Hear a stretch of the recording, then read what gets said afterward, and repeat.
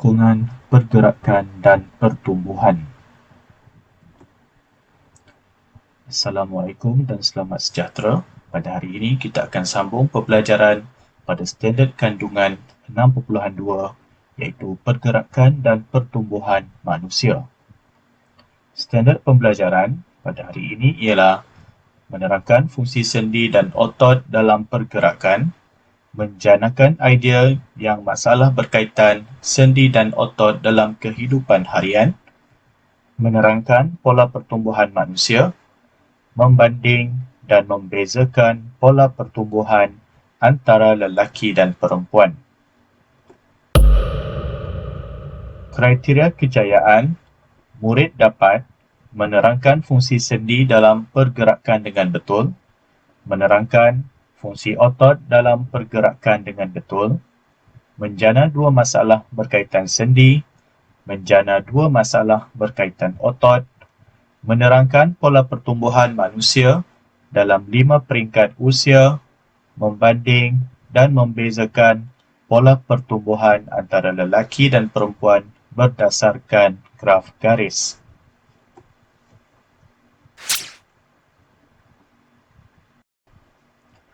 Pergerakan manusia melibatkan sistem rangka dan otot.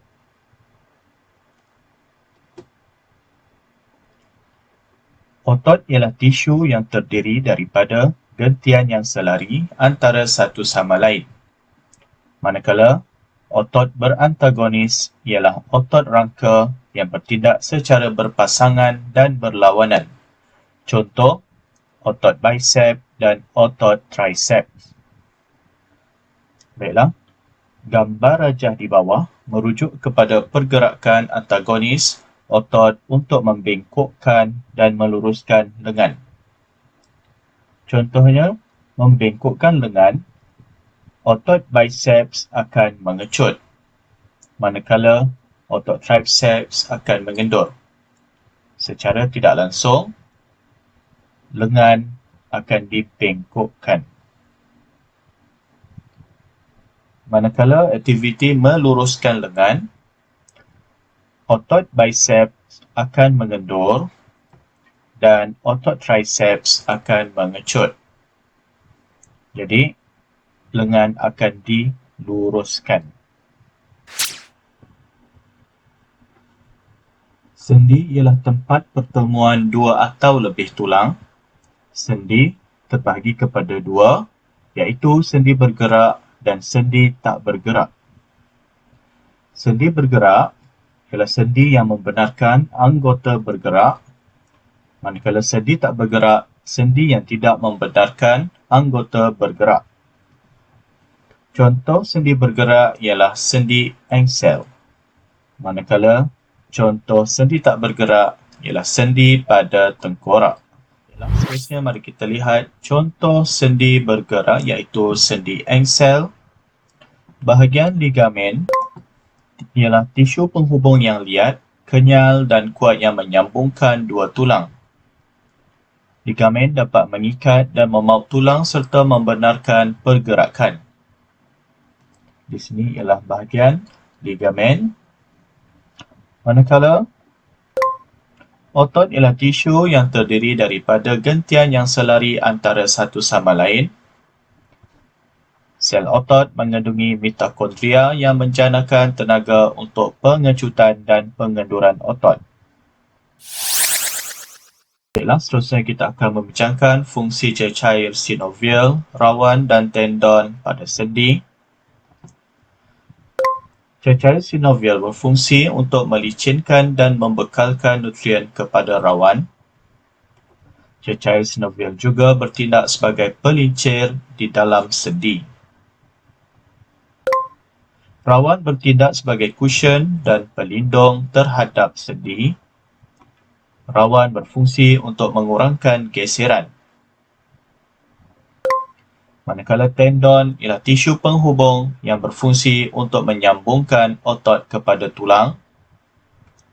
Tendon terdiri daripada gabungan gentian yang bersifat kuat dan tidak kenyal. Daya pengecutan otot akan dipindahkan ke tulang melalui tendon.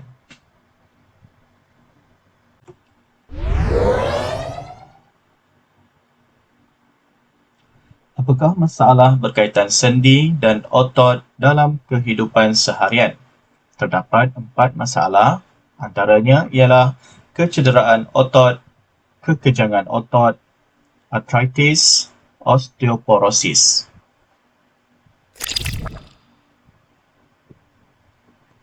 Mari kita lihat secara lebih terperinci tentang kecederaan otot.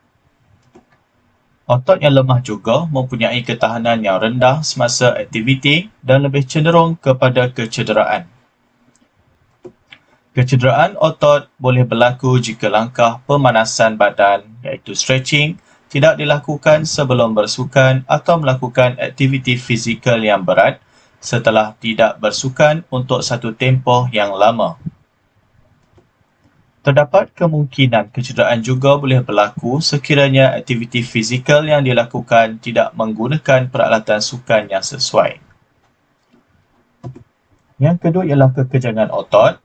Kekejangan otot disebabkan oleh pengecutan otot yang melampau dan secara tiba-tiba. Ini mungkin disebabkan oleh kekurangan natrium atau garam mineral dalam badan. Kekurangan natrium ini boleh juga berlaku akibat aktiviti fizikal yang keterlaluan.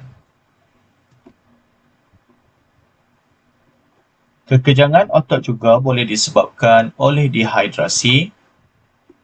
Aktiviti fizikal yang keterlaluan juga boleh menyebabkan tisu otot koyak. Yang ketiga, artritis. Sakit lutut boleh berlaku dalam kalangan orang tua akibat artritis.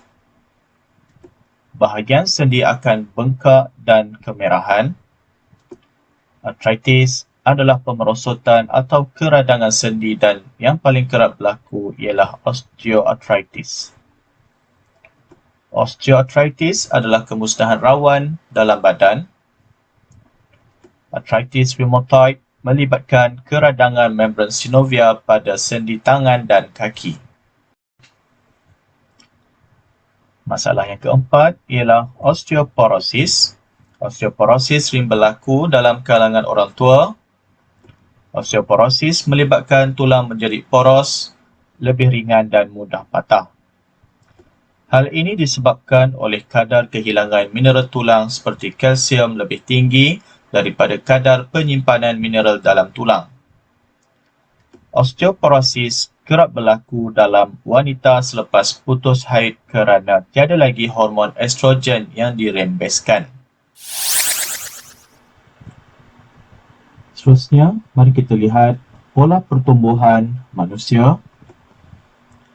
Pertumbuhan manusia ialah satu proses berlakunya perubahan dari segi saiz, jumlah bilangan sel, berat, bentuk tubuh dan fungsi badan.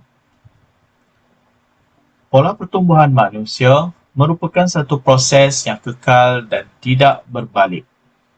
Pertumbuhan ini berlaku disebabkan pertambahan bilangan sel pada tubuh. Pertumbuhan manusia berlaku pada seluruh badan dan berlainan mengikut jantina dan peringkat umur.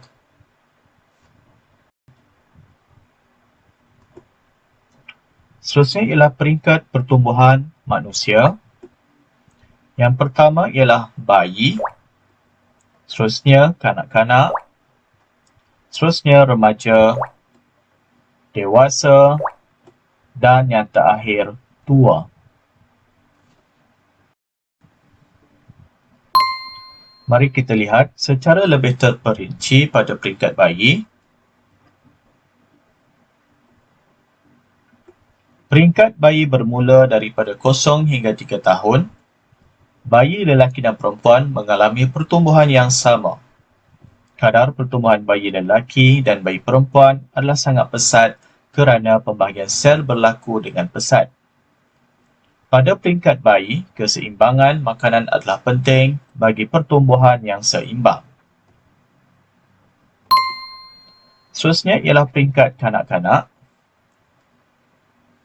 Kadar pertumbuhan tidak secepat semasa pertumbuhan peringkat bayi. Pada peringkat kanak-kanak, kadar pertumbuhan kanak-kanak lelaki adalah lebih cepat berbanding dengan kadar pertumbuhan kanak-kanak perempuan. Makanan yang seimbang amat diperlukan semasa peringkat ini bagi pertumbuhan sel yang seimbang. Peringkat yang seterusnya ialah remaja. Pada peringkat awal remaja, 13 hingga 15 tahun, kedua-dua jantina mengalami pertumbuhan yang pesat. Remaja lelaki akan mengalami pertumbuhan yang perlahan berbanding dengan remaja perempuan. Pada peringkat ini, remaja perempuan kebiasaannya lebih tinggi dan besar berbanding dengan remaja lelaki.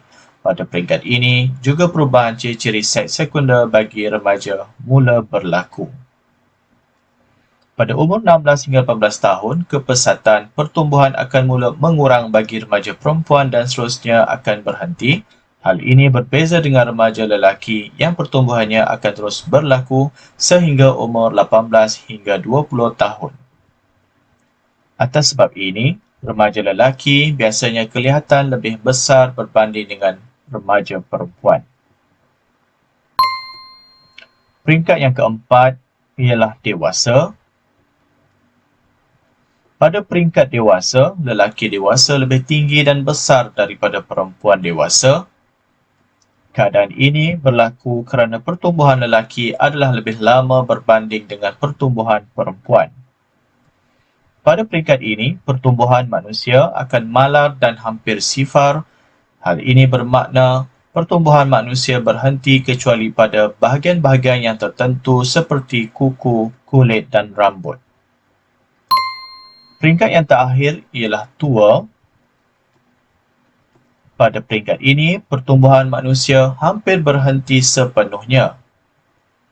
Tubuh badan manusia mula menyusut dan mengecil di bahagian-bahagian otot serta kulit mula mengering.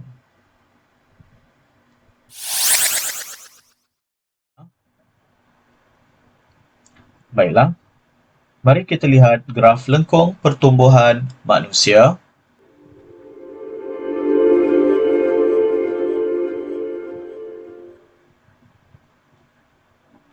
Kadar pertumbuhan manusia adalah cepat pada peringkat awal iaitu di peringkat bayi. Selepas itu, kadar menjadi perlahan sedikit di peringkat awal kanak-kanak. Kadar pertumbuhan menjadi cepat semula di peringkat remaja. Menjadi perlahan sekali lagi apabila mencapai tahap dewasa. Corak pertumbuhan ini membentuk satu lengkung berbentuk S iaitu sigmoid seperti pada rajah. Graf lengkung pertumbuhan membolehkan kita menentukan kadar pertumbuhan manusia pada tahap berbeza di sepanjang hayat pertumbuhannya. Untuk manusia, pertumbuhan akan berhenti apabila mencapai kematangan. Seterusnya, kita akan membincangkan graf lengkung pertumbuhan untuk lelaki dan perempuan. Mari kita lihat graf tersebut. Ini adalah graf pertumbuhan bagi lelaki dan ini adalah graf pertumbuhan bagi perempuan.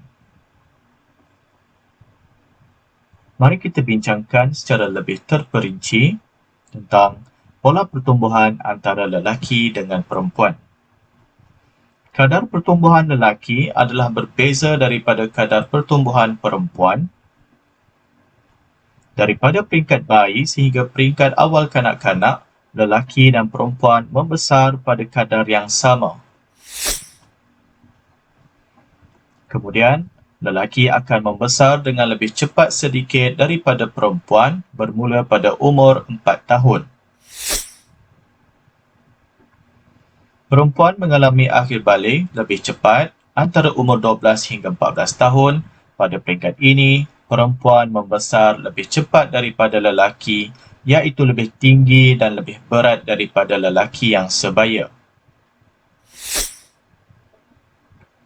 Namun demikian, selepas umur 14 tahun, lelaki akan mengalami pertumbuhan yang lebih pesat berbanding dengan perempuan. Baiklah, diharapkan di akhir pembelajaran ini, pelajar dapat memahami standard kandungan 6.2 pergerakan dan pertumbuhan manusia. Sekian, terima kasih.